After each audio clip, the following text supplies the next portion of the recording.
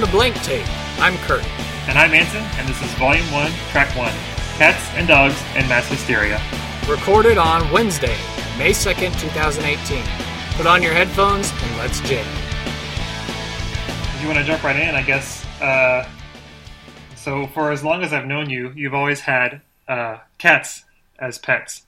And I have some vague memories of going over to your place in high school and stuff, and meeting Rascal and Lucky and all that. So what's the backstory on your pet situation? You know, did your parents always have pets, and how did you come to have cats as a kid growing up? Sure. This is the voice of Kurt, by the way.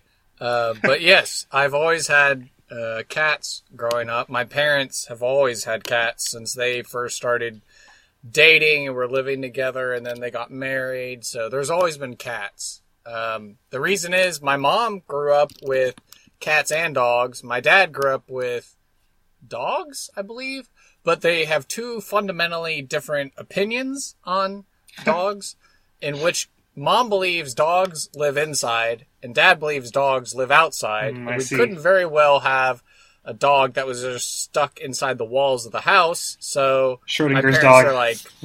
So my parents were like, well, we both agree on cats. We love cats. And so I've always, since I've been born, there's always been a cat in my life. Okay. So you had three. I remember going over and you had like three cats, or in like the high school days, or yeah, in the high school days. We're going way back now. Yeah, you would have probably have known Angel. She was like kind of a fat, tabby cat. There was Lucky Charms, Lucky for short. She was kind of like this gray, floofy cat. And then there was my cat, Rascal, who was like a gray, tabby cat. And Rascal outlasted all of them. She only passed away about 3 years ago, but I got her in 5th grade outside of the Walmart on Fry Road from somebody selling kittens and stuff. And I was like, oh, can I have one? My parents were like, okay. So that's where I got her, was outside of a Walmart on Fry Road. Wow. So was that, by that time you already had the other cats, right? It wasn't like your first cat was the one that you got? Right, no, probably, I think when we moved from Illinois to Houston, I think we still had Pele at that point, and that was a cat that we had in Illinois, I believe. You know, so she made the move with us, but then eventually, you know, Pele passed away, and then we got Angel. So Angel was the first cat that started us off in Houston. Okay. And then it was Rascal, and then Lucky Charms was the third one, and I know... Now, if you go to visit my parents, there's 3 new cats that are there. Paisley and Bindi and Gidget are the names of the 3 cats that live in my parents' house now. Right. I never knew that her full name was Lucky Charms. I just knew her as Lucky, so that's pretty cool. Yeah. My sister got her at the St. Bartholomew's Catholic Church Bazaar. I think she won her as a prize, and my parents were like, okay, you got another cat. So were y'all responsible for like feeding them and stuff? Like how did that work out? I know for a chore I had to clean the cat boxes, so that was my chore that I had to do. I think my parents, well, we all took responsibility in like making sure their food, their bowls were full of cat food and they had clean water and stuff, so all of us together, you know, it wasn't too hard to take care of them. Right. They're kind of fix and forget. You know, you set them up and they're good to go for quite a while. Yeah, correct. Yes, cats are amazingly, self-reliant. They really do take care of themselves a lot of the time. Mm-hmm.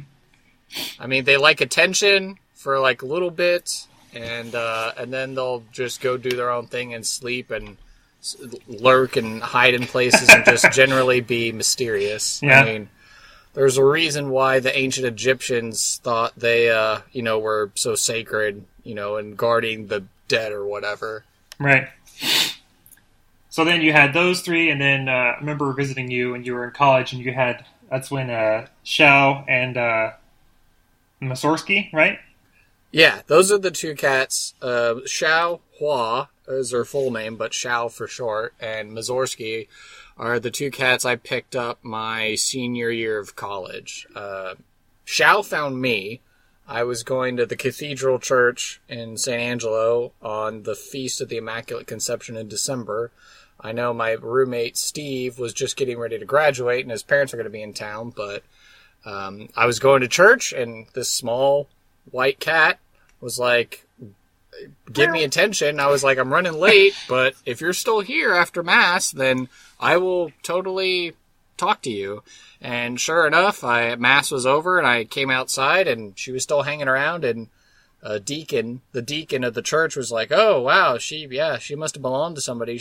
None of the cats around here are this friendly. And so I took her in, and my fraternity brother, Joe, let her stay at his house because he had a cat. Squatch was the name of the cat. It was this big Maine Coon of a cat. But that's where she spent first couple of days around people. Took her to the vet, checked everything over, and brought her home that Christmas break. And so Shao's been a part of my life since December 2010. And then about 6 months later, I went to the pet adoption agency in San Angelo, and I got her a brother, Mazorski. And I named him that just because I thought Mazorski was such a cool sounding name for a cat, and we call him Mo for short, and he's my cuddle bug. He likes to cuddle up with me in my arm or armpit, shoulder area whenever I go to sleep, and yeah, they're adorable, and Shao is always wanting food, and she'll sleep on my chest, and it's like a huge weight, but it's okay. Yeah.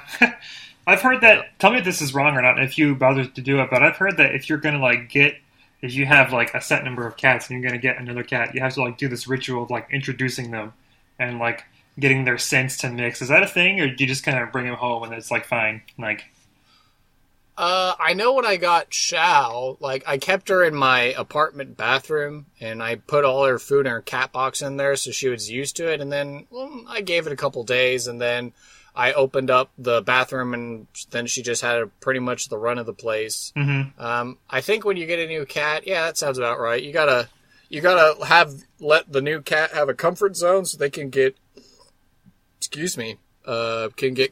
comfortable with everything and their surroundings. Mm-hmm. And then the cats will eventually know each other. Good rule of thumb is for every cat you have that's how many cat boxes you should have. So. Yeah, it means more poop you have to scoop up, but it's okay. Cat poop doesn't really take that long to clean up.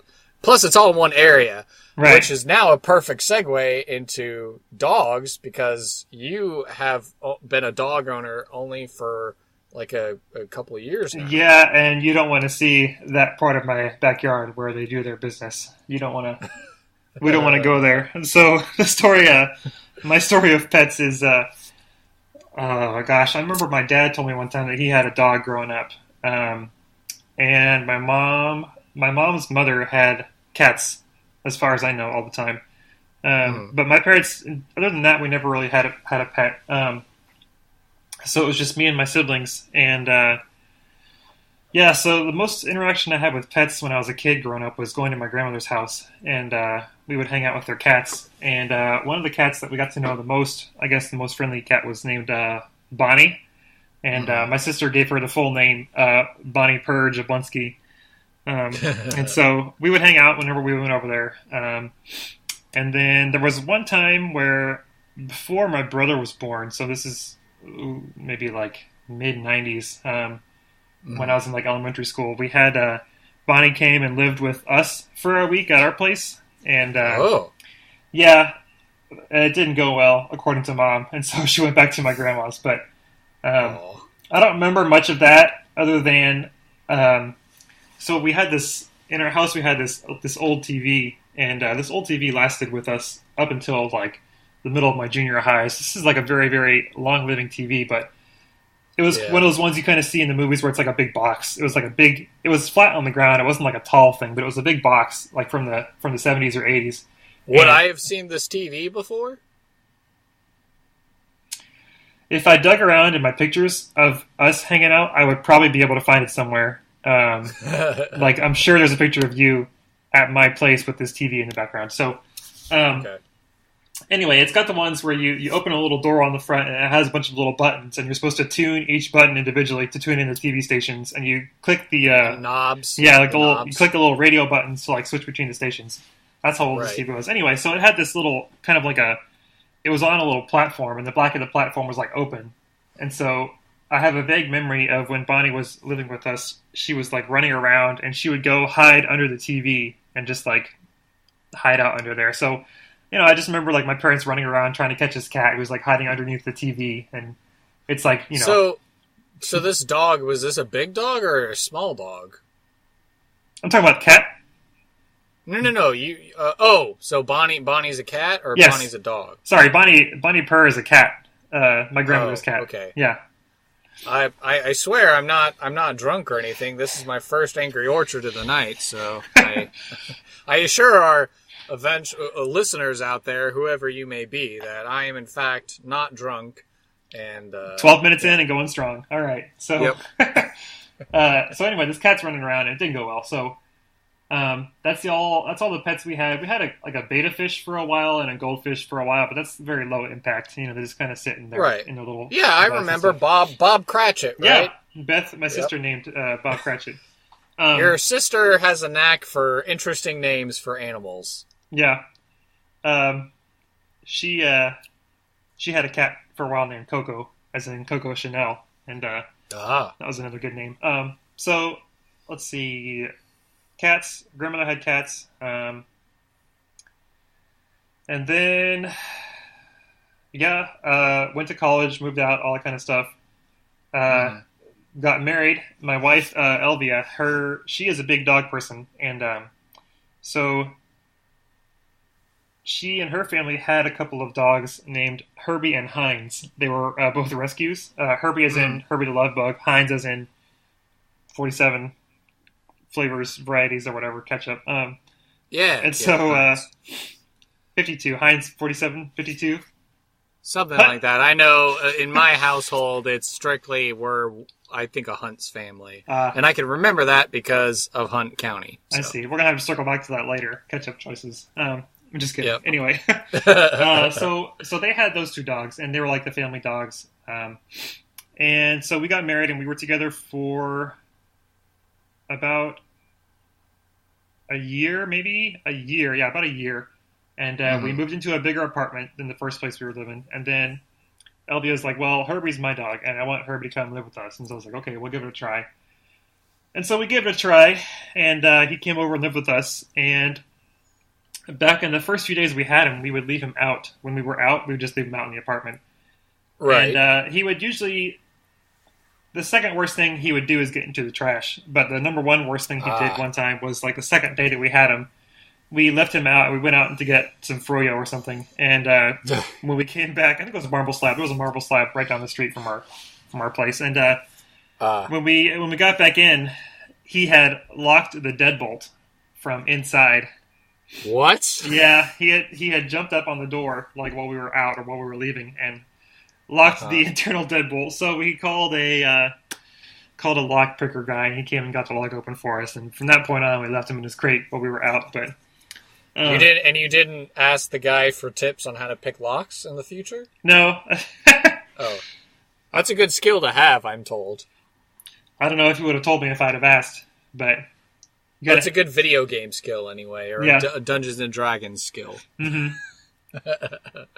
So we put him up and stuff. So yeah, we had Herbie since I'm gonna think of a date really quick. I guess that was summer 2016 because it was the year after. Yeah, so about summer 2016 we got Herbie, and then earlier last March. So this is March 2017. One of my wife's best friends, one of her old friends from high school, has a Australian Shepherd. And they had puppies, and so we got one of the puppies. And we named him Obi-Wan, as in Obi-Wan Kenobi. Of course, as one does. Yeah, so And we raised him, from a puppy. We got him when he was like 6 weeks old. His birthday is right after mine, which is kind of cool. Right before, I can't remember, but it's right around there. So it's been an adjustment for me to get used to having them. We went through quite a phase with Herbie because Herbie and Heinz are both rescues, meaning they were, on the streets and they got found somewhere and taken to a shelter, and then my wife's family picked them up from the shelter. And Herbie was, you spend some time on the streets and you become like an anxious, scared mess, and you got to look out for yourself and everything. So he had some bad habits, like he was scared of people, he was aggressive to other dogs and things, and so we took him to a training program. And it wasn't the kind of training program where you like drop them off and pick them up. It's like you go and you work with them yourself. And so it's not as much about training the dog as it is like training you how to control your dog, Right. So we did some exercises with him and a lot of stuff. And it was really good for him. And we really, we got him from like growling at other people all the time to like being happy when people come over. And he's like happy to smell people and stuff and get pets and everything. So it was really good for him. We haven't taken Obi to any training yet, mostly because, it's expensive and it takes a lot of time. And we've kind of used what we learned with Herbie to kind of train him. So we use the same command words. Well, that's good. Yeah. And I think that's a big difference between dogs and cats, is just the sheer will of independence that cats exude. And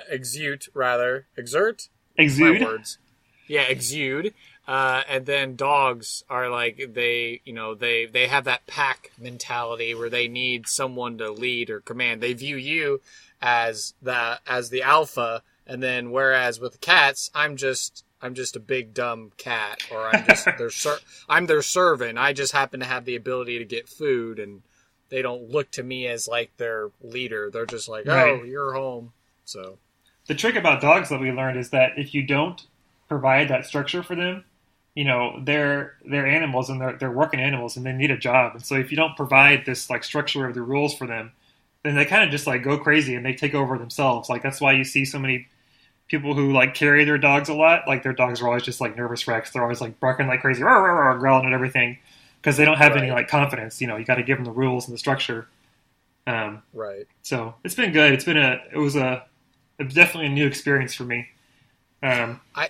I think for like you, where dogs have been a new experience for you. My wife Casey, cats. She's grown up with cats, but they've always lived outside because she grew up in the country. Mm-hmm. But yeah, it's been an adjustment for her since we've been married now 2 years, and ever since we've been dating, I've had cats, and so she knows these cats quite well. And so yeah, she's the cats have grown on her at times. She calls them little pukes, and she gets really annoyed at them for waking her up from sleep or just bothering her all the time. But they're adorable little fuzzballs, and my cats like Casey enough, and Casey likes my cats. And even though she'll threaten them, like, "Oh, I'm gonna get you because you bugged me one too many times today," and I'm like, please don't do anything to the cats while I'm gone. I'll give them a stern talking to, and then they'll just give me the glass eyes and not register anything that I've said to them. So yeah, and that's a question. I know dogs can sympathetically understand humans talking. Obviously they can understand commands, but do you find yourself just talking to your dogs like they're people, and you're like having a conversation, or you're narrating their barks of what they're thinking and stuff? Yeah, I think Elvia does that more than I do. I ask them like, what's up? I'm like, hey, what's up? What are you doing? How's it going? What are you doing? And then they'll like look at me and just shake their tail a lot. We'll see. The Obi doesn't really have a tail. He's got like a little nub, we call it. So he shakes his butt really fast, and then Herbie actually wags his tail. But so Obi has the nickname Wiggles because he just wiggles a lot. So I don't really talk to them as like conversationally, but I'll ask what they're doing, and they definitely respond to the pitch of your voice. Like especially if you like come home. If you come home and you get super excited and you're like, "Oh my gosh, I gotta see you!" And you get really hyped up. They get hyped up too. Uh-huh. But if you come home and you're mellow and you're like, "Hey, I'll let you out in a minute," stay chill. Then they stay chill. They stay pretty chill too. So that's kind of cool how they can do that. Sometimes what Elvia will do for fun is she'll come up and like grab my arms and be like and then Herbie will run over and be like he thinks I'm being attacked or something, like right. If you make noises, they want to kind of make sure everybody's okay. Right. So it's kind of funny.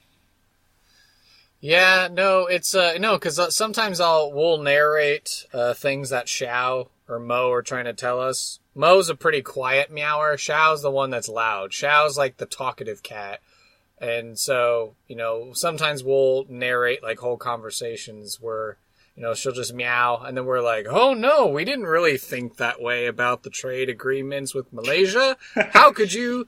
Where do you get your news? And then she'll meow back and we'll be like, oh, well, sorry, I forgot to check the stock markets today. Sue me. So we'll just make up ridiculous conversations. Yeah. Or Casey likes to make up songs and she'll, think of rhyming words, and then she'll motion to Xiao to like cue her, so she'll meow, and then so it's like she's participating in singing and stuff. So we have little funny things like that we like to do with the cats. Right. That's cool. Like a business cat or something. Like a business cat is checking the stocks. Yeah, like the meme of the business cat. Yeah. So we try to... Do you ever, do your cats... I mean, they don't really need... Do they need exercise? Like, how much time do you have to spend with them every day? Like, do you feel like you're obligated to, hang out with them for a certain part of the day, or, Well, my wife is at home, so, she's with them every day. Mm-hmm. So I'm just kind of like dad that, let me go to work in the morning, and then I come home at night, and either way, my cats are indifferent.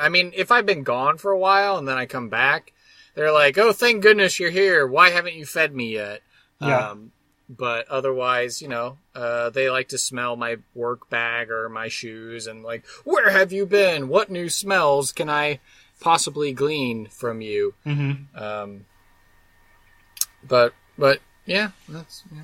Yeah, dogs are really big on smell too. They'll come sniff everything. Yeah, ideally we try to walk them whenever we can, but it's tough to do.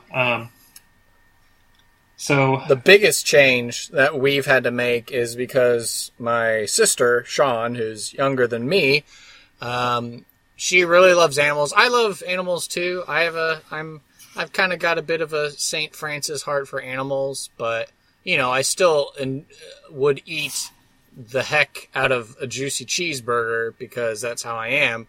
My sister has grown up and has decided, that, she's watched all those documentaries and whatever, and she's decided to make different dietary changes in her life, and so she super researches everything, and so she found this, the website Chewy.com. Oh, yeah. You can get, so you can get all the good pet foods there, and, I feed my cat Science Diet. We've always used Science Diet, but, my sister researched it and was like, oh, cats have...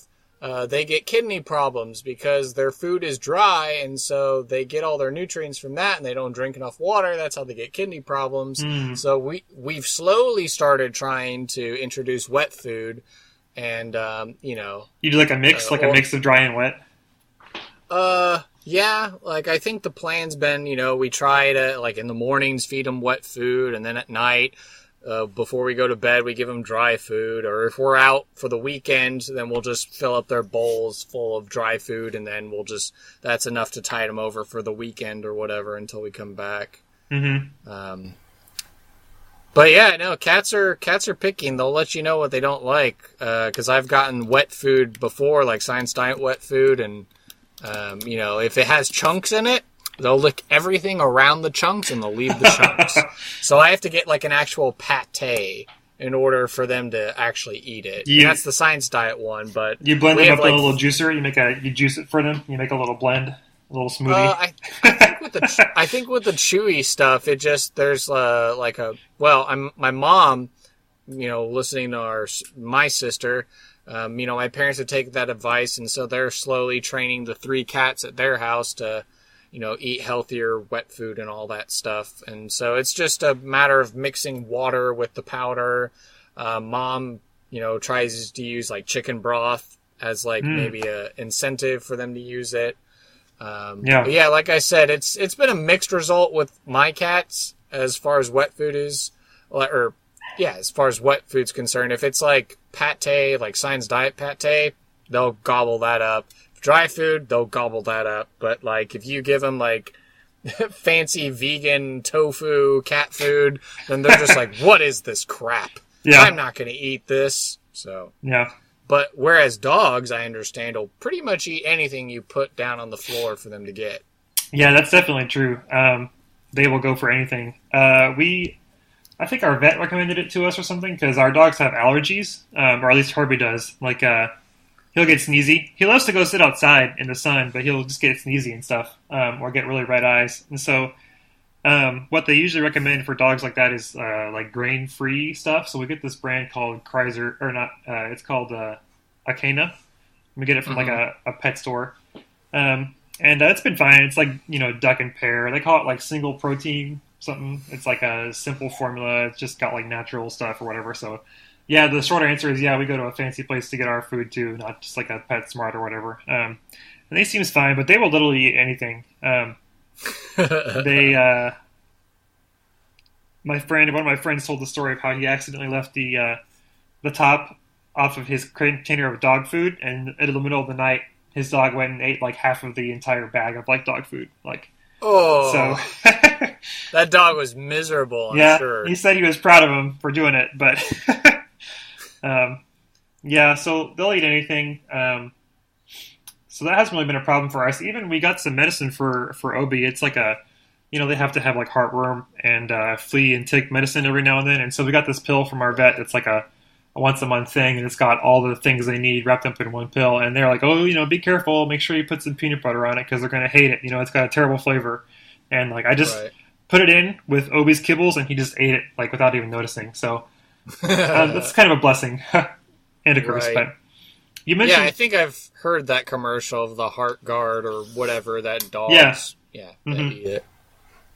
You mentioned that if you need to travel, you can just leave them out. Yeah. So most of the time, like if we go down to Houston or we go to my in-laws or, we go to San Angelo or wherever we're going, as long as we're traveling within the state of Texas and, we know we're not going to be gone that long, then like on a Friday, if we leave on a Friday or even if we leave on a Saturday morning, we just load up like both of their regular food bowls to the brim, and we maybe leave an extra bowl of food out, and then we make sure they're free flowing, like an upside down jug that leads in a water basin. We make sure that's full of fresh, clean water, and I make sure the cat boxes are nice and scooped. But yeah, that's all I got to do, and then the cats will just kind of look at you like, okay, whatever, bye, see you later, and you just show up like 2 days later. And then Shao greets you like, oh, thank goodness you're home. Where's my food? And then Mo's hiding, and then he'll come out and be like, oh, hey, you guys are back. That's awesome. So, man, cats are pretty laid back, like I said. Yeah, that's awesome. I mean, we obviously can't do that with the dogs. If we leave, we have to get someone to take care of them, either by we've had things where we have like a gig in the evening, and so we'll like get a friend to come by around 5 or 6 or so and just like let them out and feed them and stuff. But if it's a multi-day thing, we have to definitely like leave them somewhere. I mean, it would be nice if we could like have some kind of doggy door and like let them go outside and take care of themselves, but they wouldn't take care of themselves. It's a problem. They would just dig up the entire backyard and go crazy. Unless you had one of those like automatic robo feeders or something. If you had a doggy door and then you had like a robo feeder that portioned out an amount of food at a set clock time or something like that. Yeah, just like Back to the Future.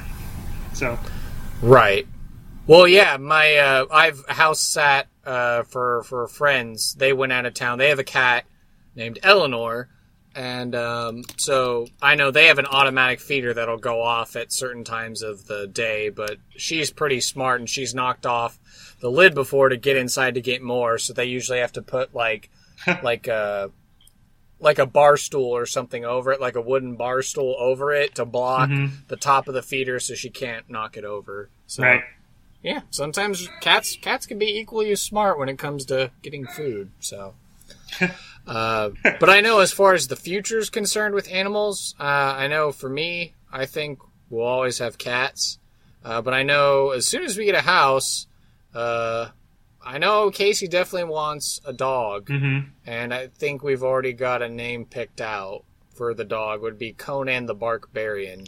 So Nice. we think, yeah. So Conan for short, but Conan the Barbarian. Any dog pun name. Yeah. Fun fact, because Xiaohua is Mandarin, and my buddy Steve was, he and his fiance at the time, who's now his wife Stephanie, the three of us all lived together, and I was like, hey Steve, what's a good Mandarin name for a cat? And so he's the one who suggested Xiaohua, which in Mandarin means little flower. And he's seen her now and how fat she is, and he's like, oh, she should be called Xiao Peng, because that means little fatty as well in Mandarin. Yeah. But I know early contenders for Xiao's original name included Miao Zedong, and Chairman Miao was another contender. Mm-hmm. So yeah, we had some cat puns, pun-related names. Right, I like it. That's good. Do you know what kind of dog you want when you're going to get a dog, or just? I mean, I know I like the idea of a German Shepherd, but I know my wife has told me, she's like, oh, they shed and they're like high intensity demand. So, but it's because I heard stories of my dad when he was a boy, when he was a little boy. My grandfather, my Opa, was in the Air Force, and so my dad actually grew up in Libya for a time. Oh, wow. And they had like a houseboy that would, come over and help out my Omi. My dad went to a Catholic school with French nuns that ran so it was like, former Italian colonial conquest, and it was run by convent or some school run by French nuns. And but anyway, he had a dog growing up there at their house in Libya named Schatzi, and it was a German Shepherd. And so I kind of romanticize the idea of a German Shepherd, and they do look really pretty. Mm-hmm. But I know, I couldn't have a German Shepherd as a first dog. That dog, I would be the beta, and that dog would be the alpha. So no, we'd probably get like a rescue or a mutt or something. Mm-hmm. Casey's grown up with I think she said a border collie or Australian shepherds, so she's grown up with like herd dogs, and she can tell you stories about some of her dogs, and of course my brother-in-law Jason has a dog, and my in-laws, they have a dog named Rosie. Oh, she's just a weird dog. I mean, she has all this land to run around, but she doesn't play fetch normally. Like, she'll have a stick in her mouth, and she's like, look, I have the stick. And then you, like, go to grab it or throw it or anything, and she just takes the stick and just runs and prances around all the open field. Yeah. Like, look, I have a stick. I'm so excited. Yeah. She just runs around the house, like, outside, and she's a herd dog. She's pretty cute. Obi does that too. He'll find a stick and go crazy about it. So like I'll leave the backyard to go put the dumpster to the street or something, and so I'll shut the little gate, and then he'll be watching me. And then as soon as I come back in the gate, he just grabs a stick and goes bananas. Herb is the weird one of ours. Herbie, whenever we take him to the park, like a normal dog thing to do would be to go catch a frisbee or go say hi to their dogs or whatever, or go walk around. But Herb just wants to smell all the trees and pee on everything. So he's kind of antisocial, and I think we call him a grumpy old man because he just likes to lay around and keep to himself. But well, that's fine. I mean, he's got to expand his territory, so I mean, I can appreciate a dog who has his priorities in order. Yeah, manifest destiny at the nearby neighborhood park. Yep. I don't think it's a winning strategy, unfortunately, but he can try all he wants to. Right, as long as he's got something in the tank, he's ready to go. Yeah. As far as us and future pets, I don't know if we would get any more to replace them because it's a lot of work, Right. And they are part of the family and everything, but it's a lot to keep up with. Right. So, TBD. Right, and especially if kids ever come into the equation for us, and whatever animals they get excited about, like, oh, I mean, because I know aside from cats, for a merit badge in Boy Scouts, I did have a Russian blue tortoise for a time in order to get my reptile and amphibian merit badge. Oh wow! I had to care for a Russian blue tortoise, and he was pretty cool. His name was Boris. And, I'd let him out in the backyard, and he'd, crawl in the grass. And I think we had to end up returning him to the pet store. We, gave him to somebody else who wanted him. Mm-hmm. But his old cage that we kept him in, and ended up becoming the compost pile at my parents' house. And then It was so good, it eventually deteriorated, and I don't know if my dad still keeps... I think he still has a composter in his backyard, but it's much fancier than the plywood and mesh right. cage that we had built for him. And before that, I think the only other pet that I could recall would be a hermit crab back in, 4th grade. Oh, cool. Yeah. Hermit crabs are pretty cool. You keep in, a empty fish tank kind of thing? How do you... I think we had, a bowl or something we kept him in, and, with water... And you give him, mushed up food. Uh-huh. And then you just have shells in there, and he would, change from one shell to the other as he got bigger. Yeah, he kind of keeps to himself, though, right? Doesn't... Yeah. Yeah.